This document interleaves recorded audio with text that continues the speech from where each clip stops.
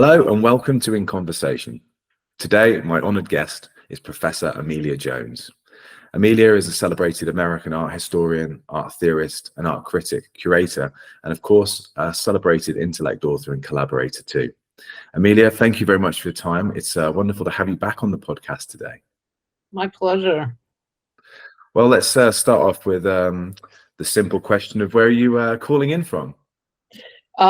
From Los Angeles, where I live full time since I left England and Canada. Yeah, so it's a beautiful sunny day here. And where are you based? I mean, I assume you still teach at an institution over there. Yes, I teach at University of Southern California, not to be confused with University of South Carolina. Yeah, that's a good point. There's I'm from North Carolina, so that was the more salient.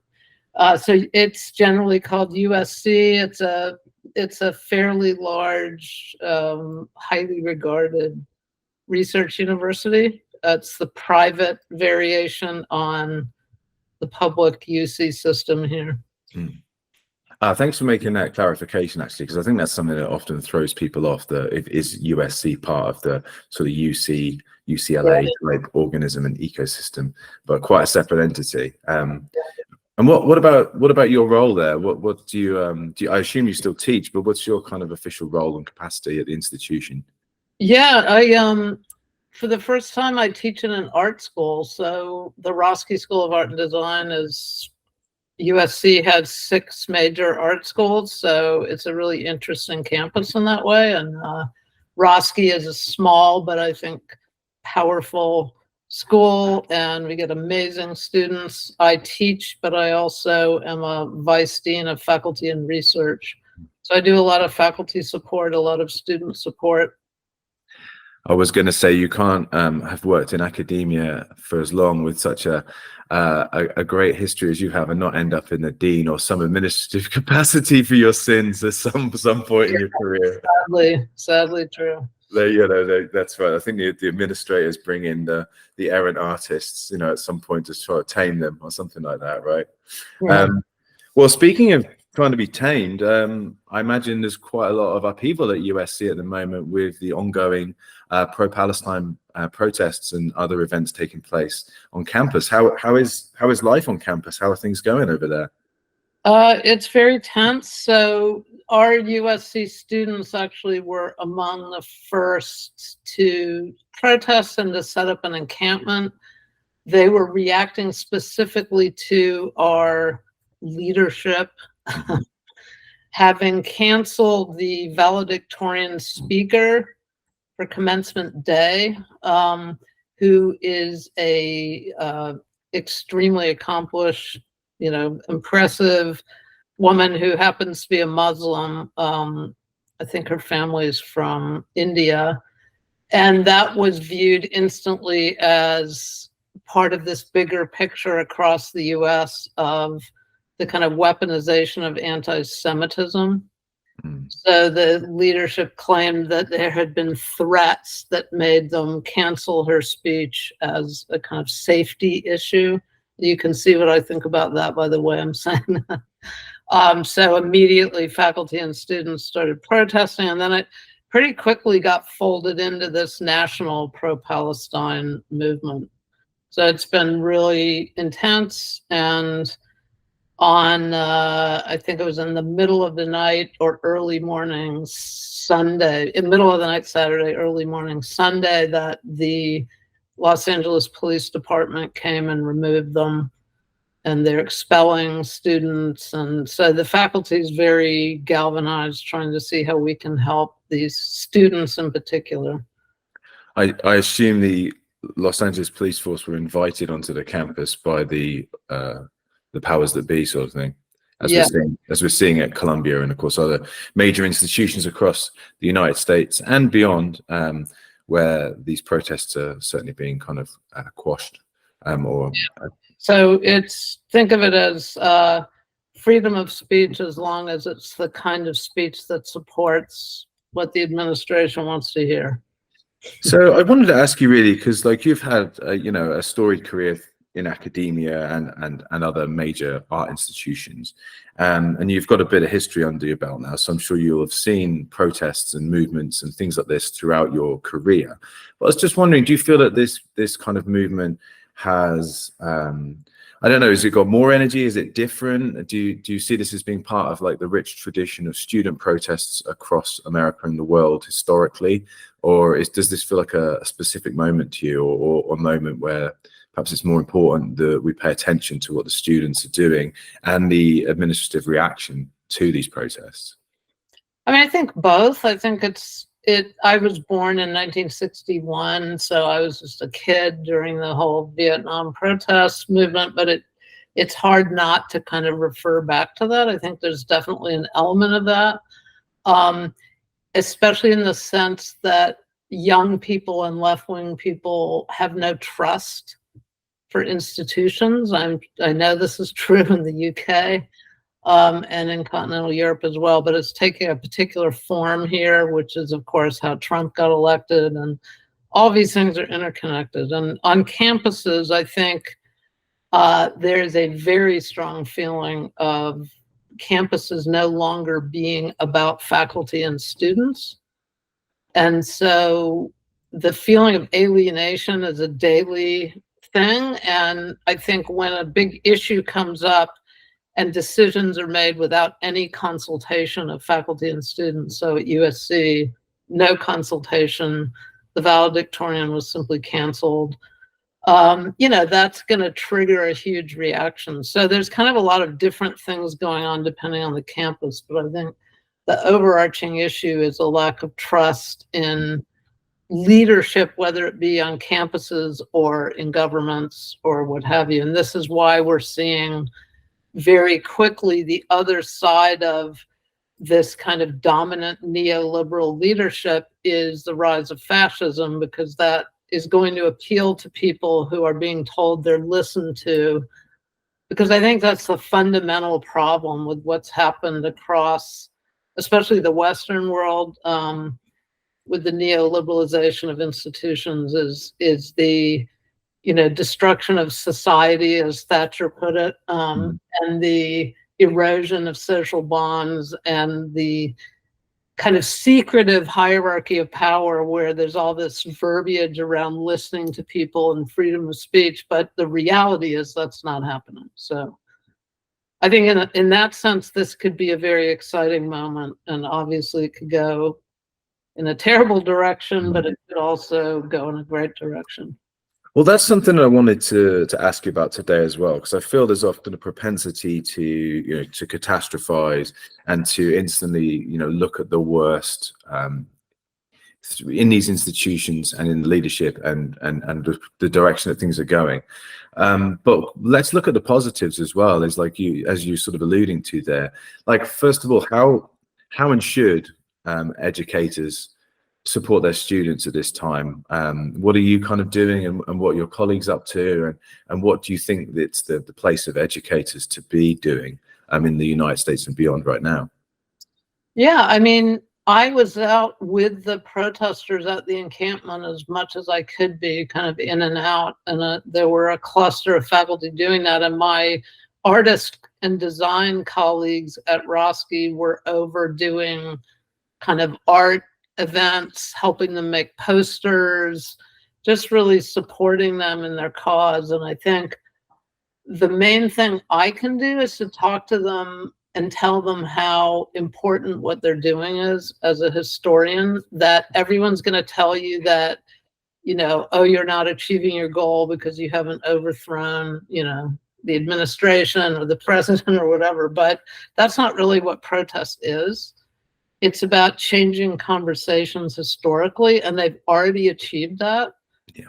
Because people are talking about Gaza in a different way, and the kind of Israeli propaganda and American propaganda is no longer holding sway, certainly across younger generations of people, and that's a huge achievement. Yeah, I think you're right there. And what would you say to people who sort of argue that this is a distraction and taking our attention away from the unfolding situation in Gaza? I just disagree with that. I mean, I think we're not in Gaza, so what we can do here is change the conversation. You know, I probably, if I'd been asked, I would have advised the students not just to have a singular goal of divestment. I think, in fact, ceasefire to me is more important as an immediate goal, but also I think there should be multi-level goals so that administrations can at least appear to be answering some of the asks. Whereas if you just say it's about divestment, that's probably not going to happen, and they're going to call the police. So, yeah, I mean, I think it matters a lot, and I think, yes, the U.S. media has been a bit over obsessed with the students, but you know, this is where we are. So I don't think in the end it's going to distract from Gaza, certainly not any more than we were already, you know, so far away and not really paying attention. I think, if anything, it's going to call more attention to it. And again, I think for me, part of the issue is this huge issue of power and being heard and how leadership is functioning across the Western world. And I think that is definitely connected to Israel and how they treat Palestinians. And so I think, you know, those things are connected and they should be continually addressed as such. It seems almost this sort of separate issue of the fact that the leadership at these institutions, a bit like you could argue with governments and wider organizations, institutions generally, not serving or listening to those people who they're supposed to be in terms of it being faculty or students or citizens, etc. And that seems to be a huge disconnect that we have seen globally, whether it be with things like around Brexit in the United Kingdom, where of course Intellect's based, or you know, around COVID and all kinds of stuff like this, where it just seems like you can make a decision, you can enforce it, and then you can almost get away with murder without actually having to justify your actions. And it seems that this is a major issue, and perhaps these protests are kind of at the forefront of shining some light on that, with the, you know, the militarized police, the response feeling, you know, very heavy-handed, and you know, these leaders of academic institutions who obviously, a lot of people might not realize how connected these institutions are to foreign states, for example, and how much funding they, you know, is connected to foreign entities or to special interest groups or whoever it might be.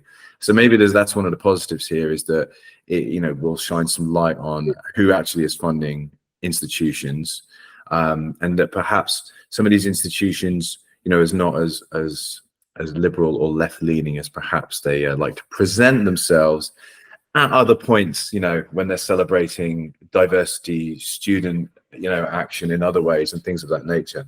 And it just feels like we're kind of, there's a hard light has been shone here on institutions and who's really running the show, perhaps. Yeah, and I think that started with COVID, but this is bigger in the sense that we're seeing who is actually calling the shots. And in American university, especially private ones, its boards of trustees, they're all CEOs of major businesses. And this is what we've allowed to happen, is universities are not remotely run by faculty anymore, and they certainly used to be. So we're becoming very aware of what's happening in that sense, and that can only be a good thing. We've got to fight back and regain some say over what goes on campus. Yeah, and I'm sure there's actually other countries and other institutions around the world who probably we could take a lot of we could take an example from their leadership, really, because I know that there are institutions and places around the world where, you know, they're much more kind of appropriate or democratic response. Yeah. Things like this. Definitely not the UK, though. No, that's definitely not the UK. I'll be clear about that. Of how public universities can be just as bad. Yeah. Yeah, exactly. I think that's an important point as well. And of course, you're in an interesting position because, of course, you've studied and been employed by some major institutions around the world, you know, including Manchester University, I believe, I know you're at UCLA and Harvard and of course USC, various other major institutions. So you do have a kind of quite a unique insight there, I think, having lived and worked in major institutions around the world.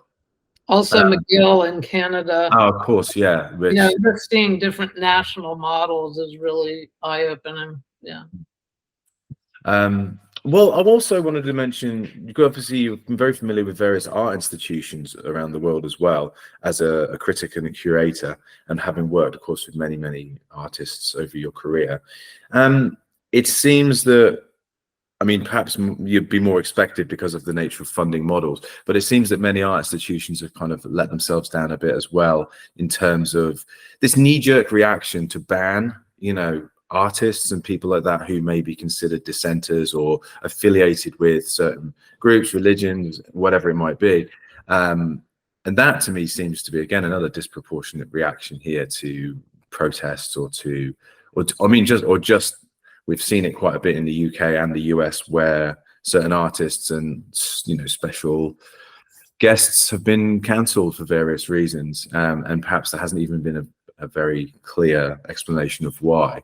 So do you think this, what do you think art institutions should be doing as well to show some solidarity? Or again, is it just, have they just shown themselves to be the apparatus of kind of neoliberal financial interests? Pretty much. Right. I mean, I'm writing a book about this, so that's why I'm like, I have all this language for it, that the so-called leadership of arts institutions, not always, I think it's a little more of a mixed situation than universities, but these are people who feel like they have to answer to donors because arts funding, especially in the US, has been taken away. There is no public art funding except maybe municipal based on cities. So that means that they then become, understandably, they feel dependent on private donors. Some of those donors are, going to be, in this specific situation, are going to be pro-Israel and are going to be pressuring them not to do shows of Palestinian artists, or shows that criticize Israel. So that's just a micro example of what's been going on for many years.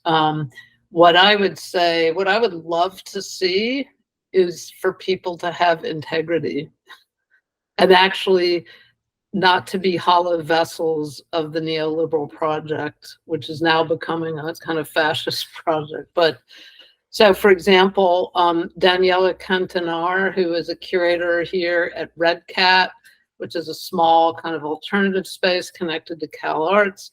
I will have to admit that she was a former student of mine, but I can't take credit for how amazing she's been, kind of being out there and saying, we cannot be afraid of donors. We cannot be afraid of patrons of our institutions. We have to have integrity. We have to curate shows that reflect or put forward or even invent ways of articulating certain values, because once you lose that, once you're compromised by the pressures of capital, then you might as well not be doing it. Then all of these institutions are just going to be following certain rules to maintain a funding structure. So yeah, I find her very inspiring, and that she's the first curator I've heard give a public talk. She gave one for us at USC where she just flat out said that. She admitted that that was a pressure. I've never heard a curator do that in public. And she said, this is what we have to resist. Thanks for sharing that. And I'm sure that's something that people can probably do a bit of Googling around and find yeah, there's a YouTube recording of that talk under Roski Talks. Excellent. Well, thank you for sharing that, because I think that's important that we do use this platform to kind of build awareness of certain voices and people out there that are kind of presenting alternatives. Is there anything else that you've encountered, in the last few months that you'd want to shine some light on? Any other people that's working that you've kind of been like, yeah, that's a great perspective? Yeah, I have a growing list of people who I'm inspired by, and this will be part of my book, kind of interrogating the problem with universities and the art world, these institutions. And this list is basically people who live their lives against the grain of capital. Creative people. So it's a lot easier to find artists. It's very hard to find intellectuals because there really isn't much of a structure in the United States for intellectuals outside of academia. But so I have a whole list of people, and like all the way from someone my age, Vaginal Davis, to younger people like Dorian Wood, Johnny Forever, a Montreal artist I got to know. Castles is an artist I've followed a lot. So these are people who just like insist, they're driven by an imperative to make work or to write, and they do it without pandering to, systems that would make their lives easier. So that's kind of what I'm looking at as an alternative. And those of us in academia, especially if you have an administrative job, it's very easy to forget how to push back against the system. And that's one of the reasons I've been so active in these protests, is there is an unspoken or maybe partly spoken rule that if you're a vice dean or a dean, that you're supposed to always take the side of, the administration. And I'm just adamantly refusing to do that. So, they can fire me from my vice dean position. And again, I'm not really taking that much of a risk. I'm not taking the kind of risks that these artists who really live on the edge of, poverty, a lot of them are taking. So I don't want to conflate that, but no, that's an important point. But yeah, nevertheless, it's always interesting to see someone. I think I think most people who understand academia would say that the dean or the vice dean, you're the man, kind of thing. Ironically, so for you to be there on the picket line and taking this approach, I think is illuminating, and I think it's something that maybe make some of your colleagues think as well. I've actually been really encouraging the staff at Roski, who some of them are very left-wing and really on the student side, and they're being pressured not to take a side. Right. And I've been really supporting them because I understand that pressure and that fear, but also introducing them to staff in other parts of USC who are out there with the students. Right. And letting them see that if they want to, they can do that. It's not a conflict of interest to. Well, I guess we should also say that, like, with the nature of like tenured positions and things like that these days, that a lot of academics are also in quite precarious positions themselves, unless they are more senior and have a lot of, sort of writing on the CV and have reached a point in their career where they can be like, well, you can't say I haven't contributed, so people can never kind of chuck you out of the academy for lack of contribution, let's say, or something like that.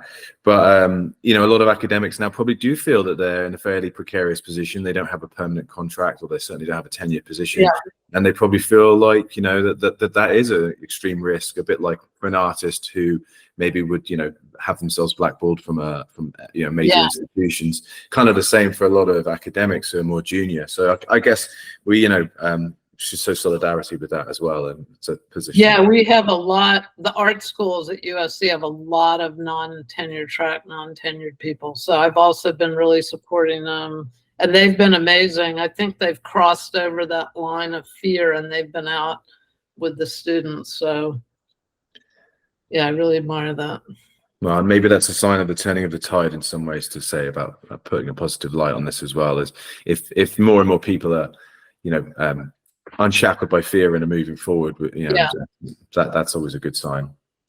Well, I want to jump around a little bit because we've got you on here partly to discuss those events, but also because we are shining a light on many of our authors and editors, contributors, as part of our 40th anniversary here at Intellect. So we've had long and many collaborations with yourself. It's wonderful to have you on the show today to just to have a catch up, really. But I wanted to talk a little bit about some of your work as a curator. Before we jump into some of the books that we've worked on, I wanted to ask if you're actually currently doing any work as a curator, and if you're curating any shows or anything like that. Yes, I am. I'm curating a big retrospective exhibition of the work of Ken Gonzalez Day, who has a funny recognition. Like, I think he's known very well amongst Latinx scholars, curators who are interested in decolonial kinds of artwork. And I'm publishing the catalog with Intellect, my favorite press. And the catalog is going to be really, Ken is also a scholar. He's quite a unique example of someone who does a lot of research, but also makes incredible artwork. So the book is going to feature some of his writing, the writing of a number of scholars looking at various aspects of the work and so on. And the show will be opening in the fall of 2025 at USC Fisher Gallery, and we're hoping to travel it around the US and possibly Arizona. Actually, we have a venue there, and then possibly Europe if we can work that out. He's done a lot of work with the Louvre collections, where he goes into the collections of museums and takes pictures, usually from a certain period of highly racialized objects that museums are kind of keeping hidden in their collections because they're no longer considered correct to be shown. But his whole project is to kind of expose that history, especially in the 19th and early 20th centuries, when the eugenics movements and this was connected to the commissioning of artworks that would directly show certain racialized and racist attitudes towards non-white people.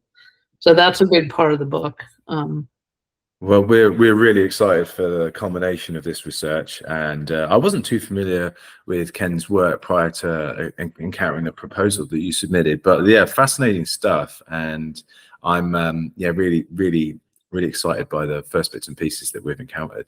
So I'm really excited that that one's coming to fruition as well. And it sounds like the exhibition itself is going to be really cool, and I hope it does get to travel a bit more than.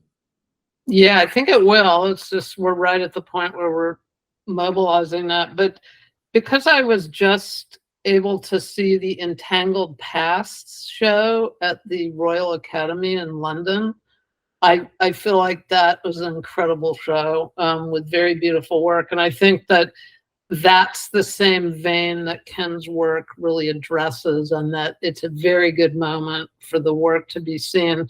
I would love to have it in England. So if anyone has ideas of venues, or the UK, and then, you know, again, maybe one or two places on the continent. I think it's a good moment for this conversation. Yeah, well, if anyone does have any options or opportunities, do get in touch with either Amelia or, of course, with Intellect, and we'll try and pass on that information. This book and this project, it does sound a bit familiar to me from having worked with you on other books such as Queer Communion with Andy Campbell, which of course is like a book on the work of Ron Athey. So it's this format. I really like it. It's sort of like, you know, you're kind of editing, but you have the, you know, another contributor, the artist's work and their own writing reflections is an important contribution to the overall research project and sort of final volume catalog that comes from it. There's obviously a lot of curation there, images, collections, archives, things of that nature, and then contributions from other prominent critics, theorists, and a disparate range of voices. So I'm really looking forward to what you come up with for this one. But maybe that's a nice segue into the Queer Communion project, which I thought was very special, partly because I think it was, you know, if it wasn't for you and Andy, it was going to disappear into thin air as Ron was moving house or something along those lines. So could you just tell us a little bit about Queer Communion, your book about Ron and Ron Athey's work, and just a little bit about that process, how it came about, and kind of what the book's really kind of all about? Yeah, so again, one of the things I love about Intellect is how open you are to doing kind of hybrid projects that aren't typical academic books. And all of my books with you have been these weird hybrid things that, so the Queer Communion Ron Athey, which I have here. Hey, very good. It came about as a very long project that started actually when I was living in England, which is weird because I first knew Ron out here in Los Angeles when I was here before going abroad. And I had this idea that came out of my first book with Intellect, Perform, Repeat, Record, of, which was addressing the difficulty of how do you weave performance into history when it's by definition ephemeral. So the Perform, Repeat, Record addressed that. And then I wanted to do a show that was actualizing that problem. And so I got very attached to Ron Athey's work. Actually, I had seen it here, but when I moved to the UK, was very moving to me, and I started seeing a lot of it. He was performing quite a bit in the UK. And so I got this idea, well, why not Ron Athey's work, which has many challenges, among which is its BDSM. It's very challenging for some people who don't know the queer and BDSM communities. And also then coming back to LA, and then Ron Athey moved back to LA around the same time. So we had both lived in England for a while.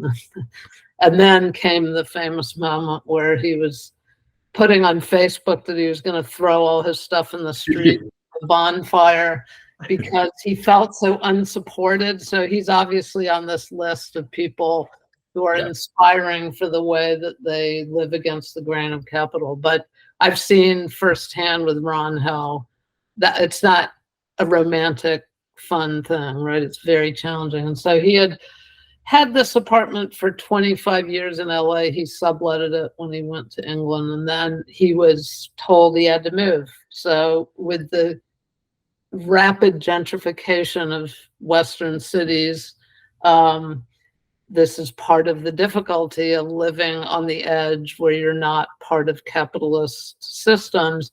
So that was what precipitated his rage, and he was going to destroy his whole archive and all his costumes. And so I went with my partner and retrieved all the materials, put them in my house, and so it became like this lived experience. Right. Curating, where I was like, oh, wait a minute, I think that's in this drawer.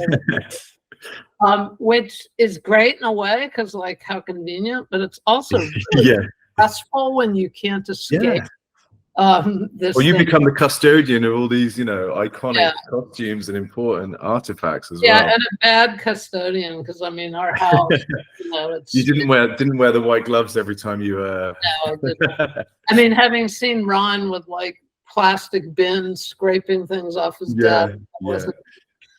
And again, part of that was also with some other people like Jennifer Doyle and John Taine, was getting the archive eventually to be sent to the Getty. So all that was going on at the same time.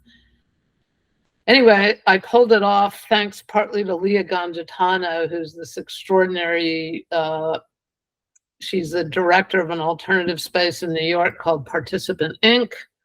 So you need these connections behind the scenes of people willing to take risks. And that show would not have happened without Leah, who put herself on the line and said, yeah, let's do it. I'm going to make this happen.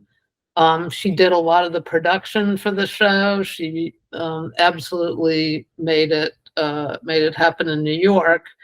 And then it came out to LA to the ICA. So the catalog really was initially meant, because we thought of Intellect, Andy Campbell and I, we thought it could be a pendant to another Intellect book, which is the Ron Athey book, Pleading in the Blood, edited and partly contributed by Dominic Johnson. So Dominic did the whole art historical taxonomy of Ron's career, and I was like, thank God, because I can't. It's quite a feat. Yeah, so Queer Communion was freed to be this kind of funky, weird book that has these essays, but also Intellect facilitated doing a section in a different kind of paper in the middle, which was entirely writings by Ron Athey, some of which were reprints, some of which had never been published before. You facilitated publishing a lot of these in facsimile, which is, that's complicated.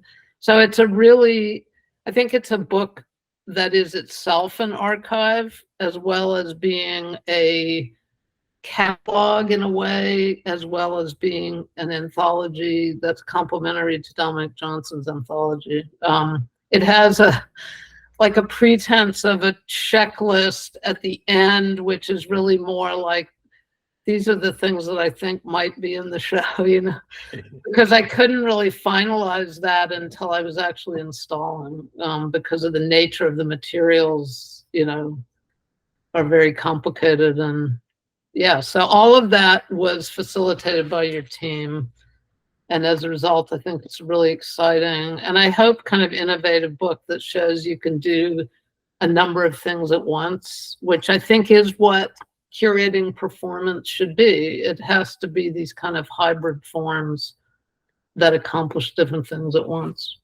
Yeah, I think that's a really important point. I think it's a serious challenge, and congratulations to you, and of course to Andy, and then Dominic as well, and all the other, I think, authors who've been involved in Intellect Live, our series with the Live Art Development Agency based out of the UK, which is looking at, unique artists, performance artists, or live artists, depending where you are geographically, I suppose, in terms of how these artists and their works are defined.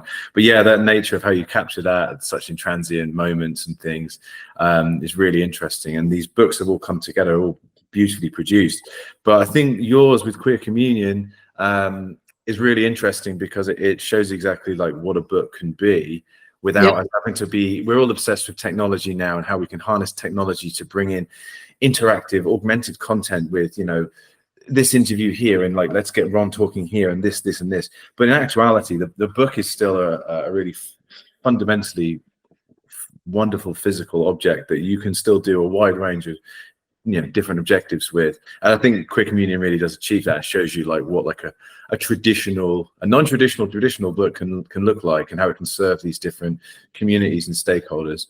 I think it does that very, very well. So congratulations to you and Andy for that, and thank you to you and your partner for pulling up Ron's house and saving all of this wonderful material, which must have been a challenge in itself.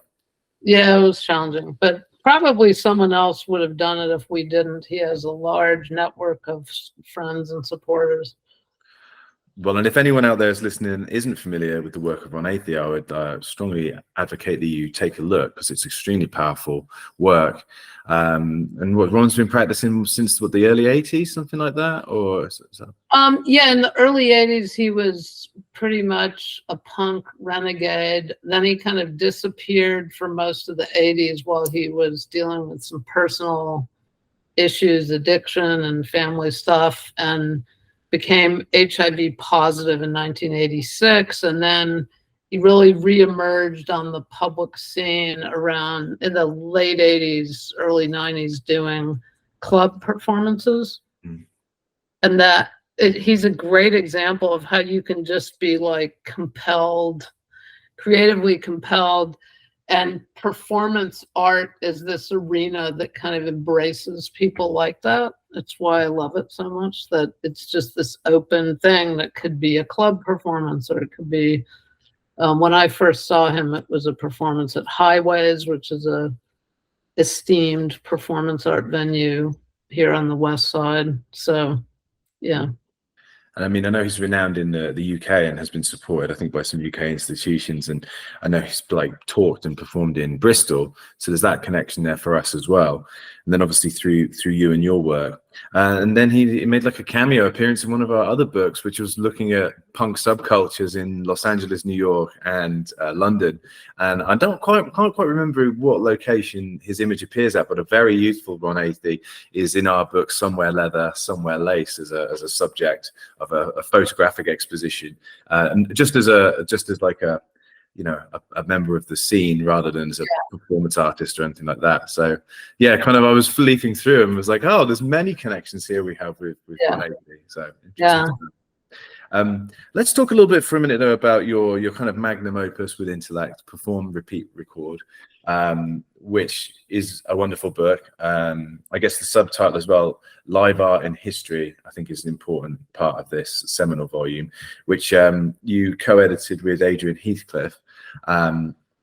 Tell us a little bit about this project. It's massive, and it has a wealth and depth of tremendous contributors. There it is, well leafed as well. Wonderful book, and of course with a very famous cover image as well. So what's the book about? Because I think it has you have a tremendous kind of goal, and I think you've achieved it. But yeah, tell our listeners what that goal was, and tell us a bit about the book and the contributions in there. Yeah, again, it's not kind of a hybrid book. It is a hybrid book where we ask for contributions from artists as well as writers, theorists, performance studies people, some art historians, some archive people, to really just dig into this question of what does it mean to think about performance art after the event is over.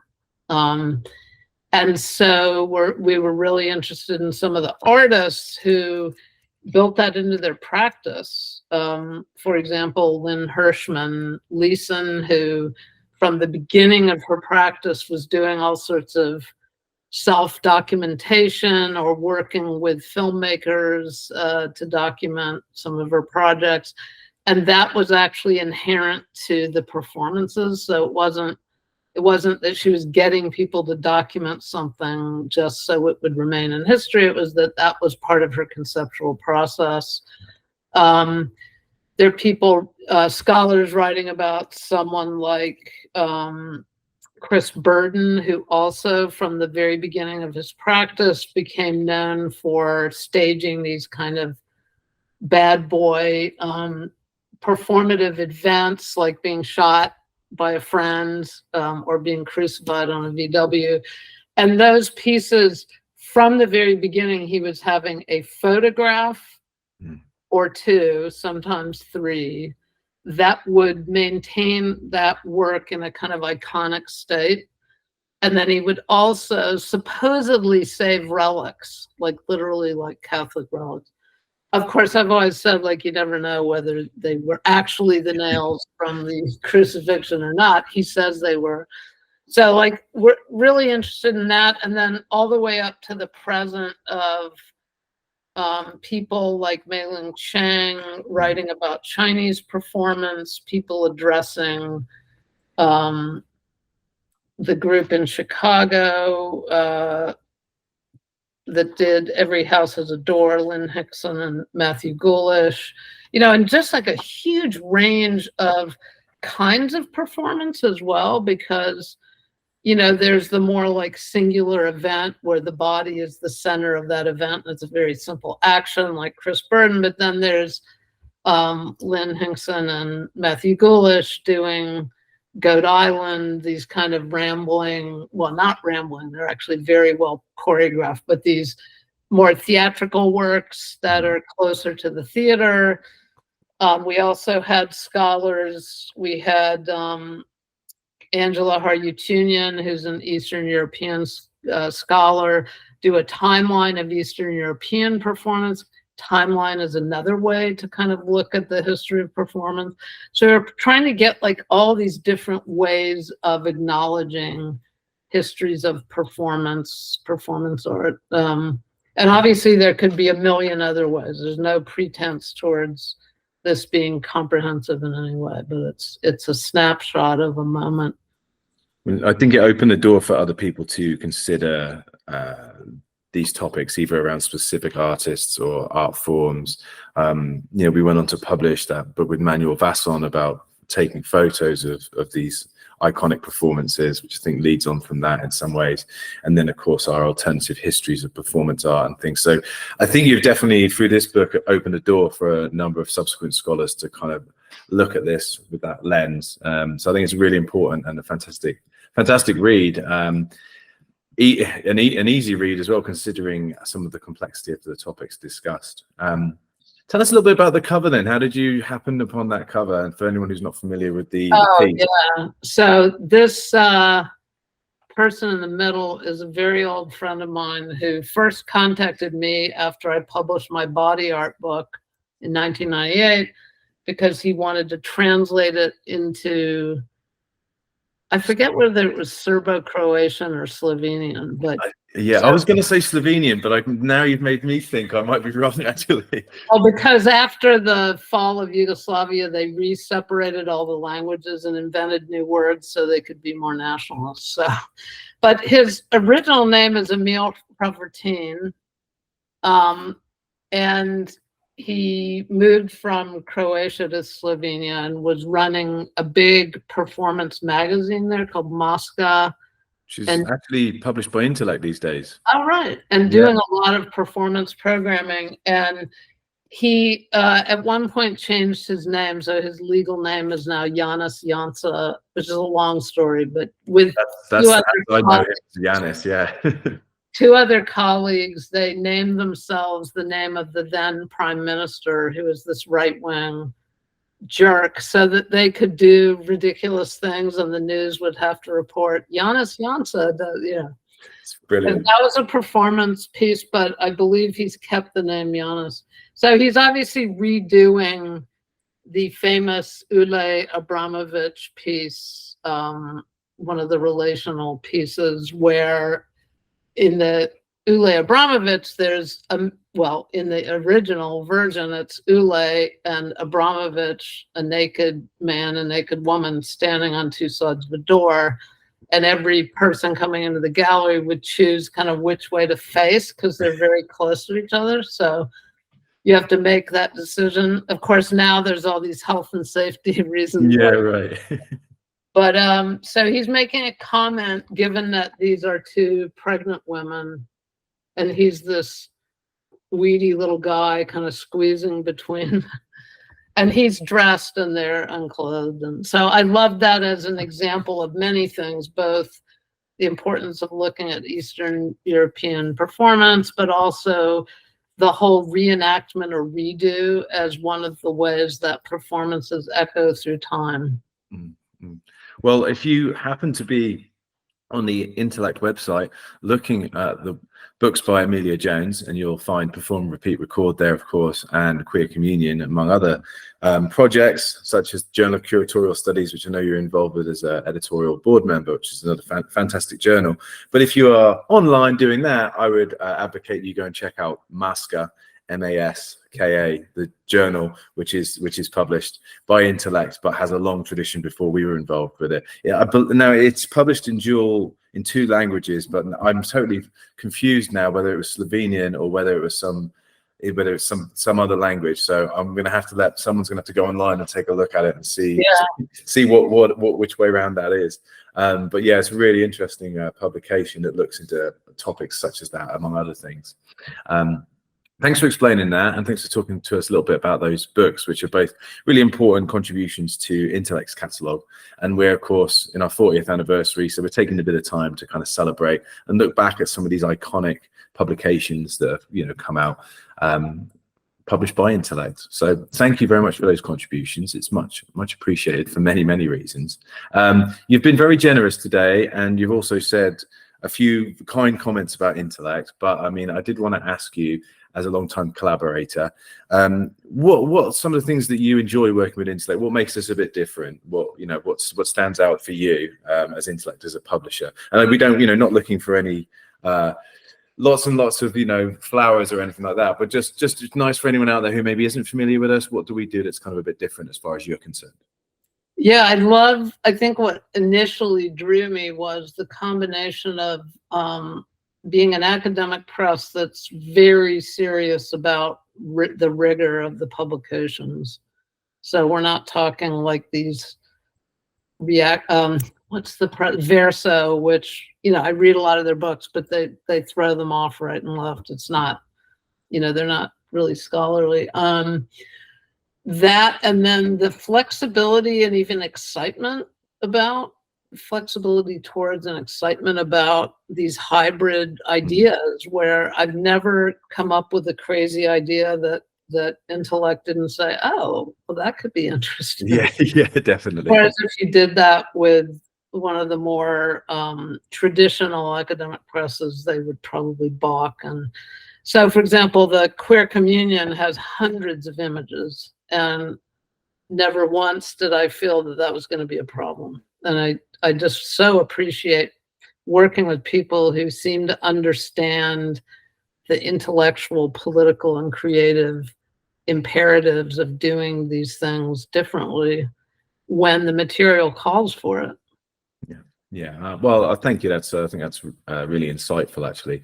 And we do the best we can within the markets that we operate. Of course, we don't have any charity behind us or anything like that. We're not a non-profit. We are a commercial business. But I think these topics, they need to be addressed. They need to be addressed in as individual projects. You can't just have like, well, that's going to be a red cover, and you're going to, write that many words and we're going to market it that way. Each of these projects needs to be dealt with as an individual one-off artifact in itself, really, and how we engage with that as a publisher, I think, is really, really important. And I think that means that we focus on things that perhaps a lot of other publishers wouldn't as a result. But yeah, for us, there were no-brainers, the books with you, and I'm really glad that they've come out in the way that they have and have been so celebrated, and hopefully we've been able to get them into the hands of a few more people than might have, come across them otherwise. And looking forward to the next project, of course, as well. But I have a few quick time questions for you now. I really appreciate you taking the time to talk about your books and about the current situation that's unfolding, especially in the United States around these Palestinian protests. But let's have a little bit of levity. Let's talk a little bit about some slightly easier topics, maybe. So I wanted to kind of draw a bit of attention to you as a person as well. So I was wondering if you might answer a few of these questions. They're a little bit tricky in places, but let's start with a relatively easy one. Do you have any favorite artists? And they can be, as you define, and they can be alive or dead, whatever you prefer. But yeah, any favorite artists? I mean, all the artists I've written about, with an exception of a few who I'm only critical of. And that list of artists I already mentioned, who I'm looking at for inspiration as to how to live your life differently. So Julie Tolentino, Marcus Quillen Nasario, Vaginal Davis, Dorian Wood, Johnny Forever, and then older generation people like Ulysses Jenkins, Ule, someone I adored as a person, but also their practice. And, I mean, I could go on, but the basic idea is people who just don't compromise and who make work because they have to, not because, they want a nice house or they want to be an art superstar. Because that echoes for me with my approach to my work, although I can't say I'm nearly as disconnected from capital living in my house.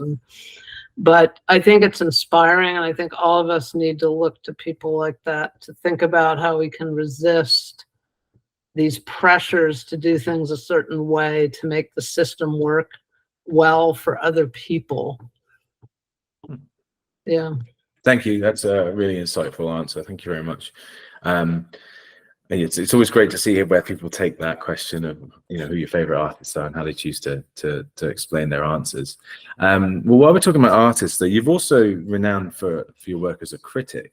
And I was wondering, you're in LA, you've written a review, perhaps of one of these artists you've mentioned who perhaps you were a little critical of, a little more scathing in your description of their work or their politics. Have you ever encountered any of those people when you're out and about? Have you ever had any kind of interactions with an artist who perhaps you haven't been as favorable in a review? No, because I generally, when I was writing art criticism, I just wouldn't review something if I really hated it. Like, what's the point? But I have a great example as a curator. Okay, yeah. Curated a show in 1996 that's become notorious among, micro circles, including feminist art history and feminist curating. That show is called Sexual Politics, Judy Chicago's Dinner Party in Feminist Art History. Yeah. There were some problems with the show having to do with how it was commissioned and some of my shortcomings it was one of the first big shows I curated. But I was absolutely trashed across multiple media some based in Los Angeles, some based in New York, pretty much by the same network of Oh, people no. surrounding Dave Hickey, who was around until recently. So, you know, the LA Times, this is the worst show ever. Oh my God. This is the worst show ever.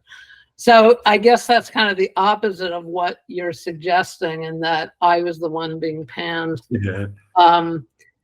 And yeah, if I ever see those people who panned me, whatever, you know, I'm not gonna like, I'm not the kind of person to turn my back and walk away, but I might engage them in a conversation Yeah. for why they felt that was necessary on so many levels, because it felt very personal. It didn't feel like it was really about ideas.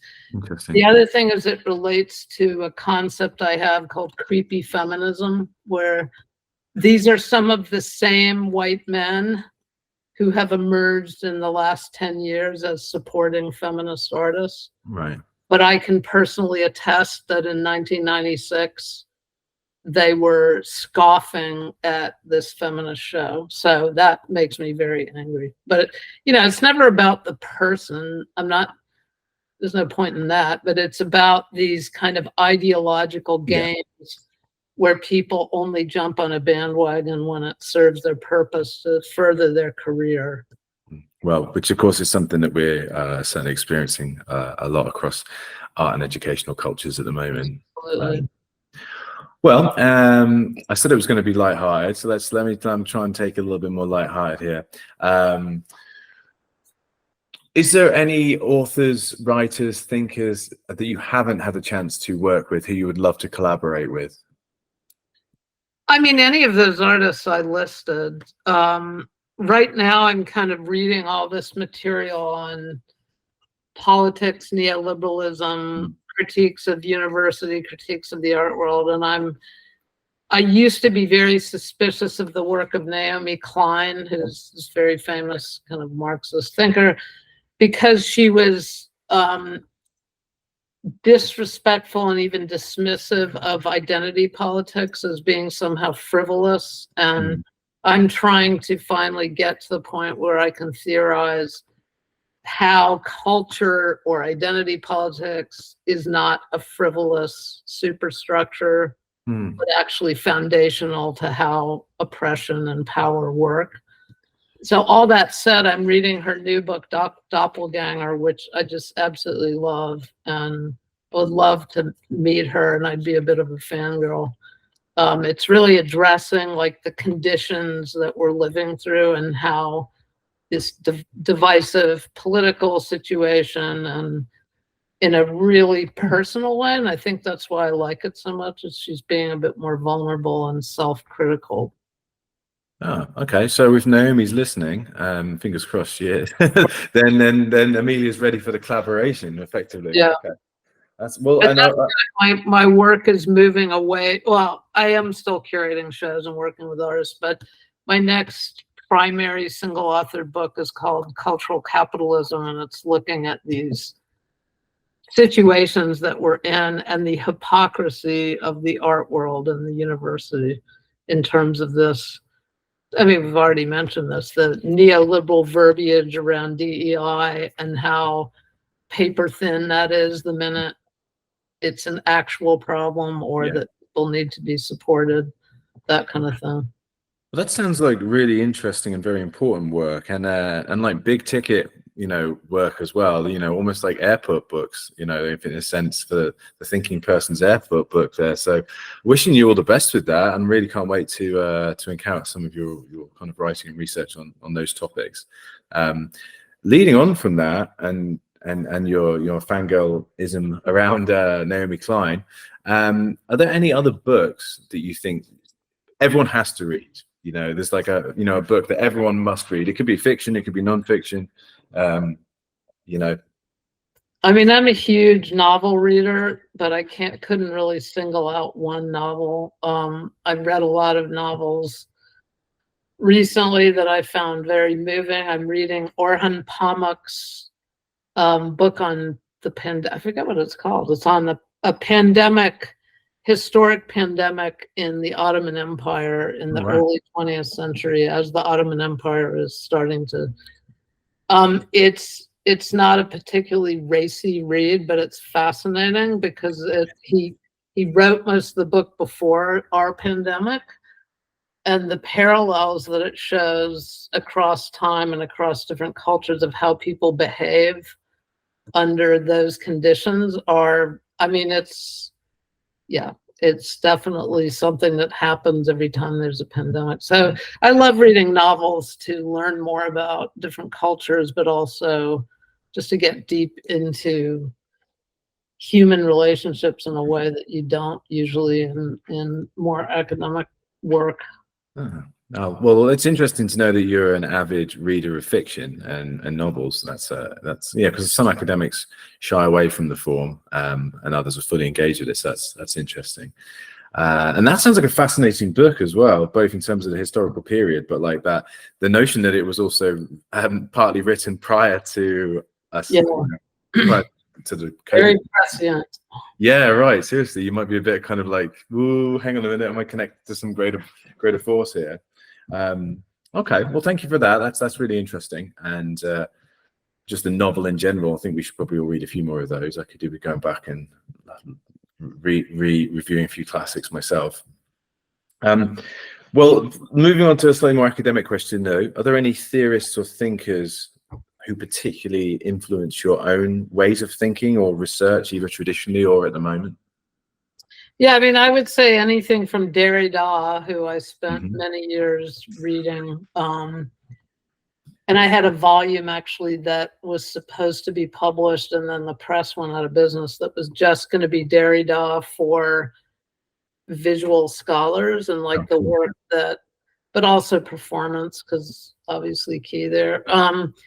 Everything from that to James Baldwin, who's been someone I've come back to in recent years, who's like the opposite of Derrida, you know, very straightforward and just fiery with words, you know, the way that he calls things like they were and identifies things so clearly. And, you know, there's many other writers I return to many times, but those are the two who come to mind. Well, I think we might know your answer to this, but I did want to ask, as I've asked many of our colleagues in recent years, what do you think is the greatest threat to the arts? I think there's a double threat. I think there's the bureaucratization that encourages people to speak to systems of power and systems of capital rather than to some kind of creative imperative. And then the other, and this echoes what I think is the greatest threat to society as a whole, is the kind of fascism that closes down. So we're living in a world where both of those things are happening, and it's really confusing because on the one hand, there's the neoliberal like language of innovation and creativity and, you know, all that bullshit that comes out of Silicon Valley. And then there's the terror of these kind of right-wing networks, at least in this country, who are trying to silence people who are trans or queer or Black or, you know, making work. Yeah, making work that responds to the structural racism that this country is based on. And so both of those things are happening, and it's hard to know which is worse. I guess the total silencing would be worse, but yeah. It's I always remember when I was doing my master's degree, it was around the time of the kind of neoliberal Bush kind of years, and there was a lot discussion around language and its use and its manipulation.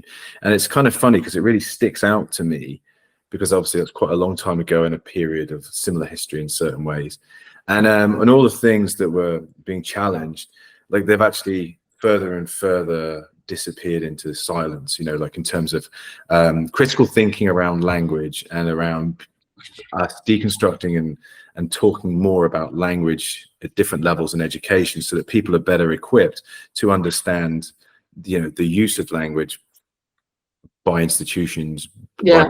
by individuals, in the sense of what you're talking about with neoliberal use around language, around creativity, or how like the language of diversity, inclusivity has been co-opted and utilized by different corporate entities and governments. But like you say, it's kind of paper thin, and just in general, critical thinking and like the ability to consider different sources and their relative, how objective they might be. I think that's like such an important thing that we, was being shouted about 20 plus years ago, and then it's actually got worse and worse. And you can see why, for many reasons. It's obviously a lot of nuance to it, and things like social media, things like breakdown in education, the rise of the right wing in different respects, and many things, very complicated. But for me, I always feel like that, going back to like critical thinking sources and our use of language and our understanding of language would really equip us, or just the general populace would equip the general populace much better to understand when they're being manipulated, or when. Yeah, and I think I probably downplayed that, but that's probably at the core of even why I'm interested in Derrida and James Baldwin. Right. Yeah, that makes sense. There's a British legacy of critical thinking and cultural studies that is foundational, I think, to exactly that position you're talking about. And my teaching, which is no longer art history, it's critical studies within an art school, is very much about mobilizing. I mean, John Berger, ways of seeing. It's like that book is still, it's a little dated, parts of it, but it's a brilliant book, and it's just undergraduates just totally understand it. And so that whole school of thinking coming out of the UK, including especially the feminists. I'm in close dialogue with Mary Kelly, who's a colleague of mine. I've got a 70,000, no, it's not that long. I think it's a 30,000 word interview with her I'm trying to get published. That moment in Britain where feminism and visual theory came together, cannot be understated how important that was. Well, Amelia, I've taken up a lot of your time. I want to thank you very much for joining me today. And just to kind of finish things off, I was just hoping maybe you could just give us a little bit of a recap of what you're currently working on, because it sounds like there's a number of very interesting projects underway, some with Intellect, some not. So just give us a little bit of a, just give us a little rundown again of what you're currently working on. Yeah, I've got the Ken Gonzalez Day exhibition and catalog, which I'm doing the catalog with Intellect. He's a brilliant, mostly photographic artist who studies the history of lynching and makes images that remove the lynched body as a way to comment on, in a really important way, about the subtleties of historical memory.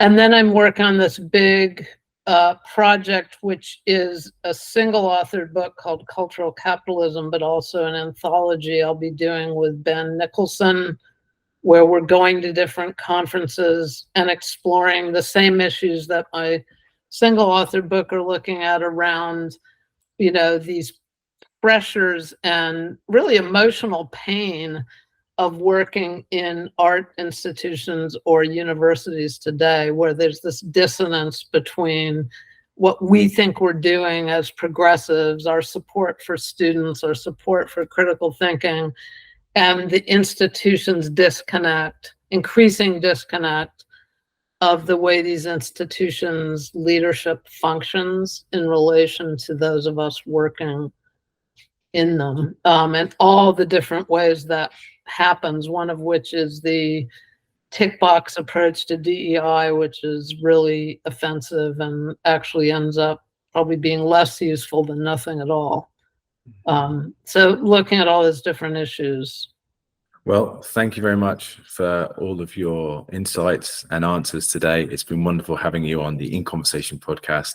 Thank you again for your contributions to Intellect's varied collection over the last, well, not over the last 40 years, but as part of our 40-year history, your contributions are so valuable, and we really are so glad to be working with you again in the future. But thanks again for joining me today. It's been wonderful having you on the In Conversation podcast. My pleasure. Thanks, James.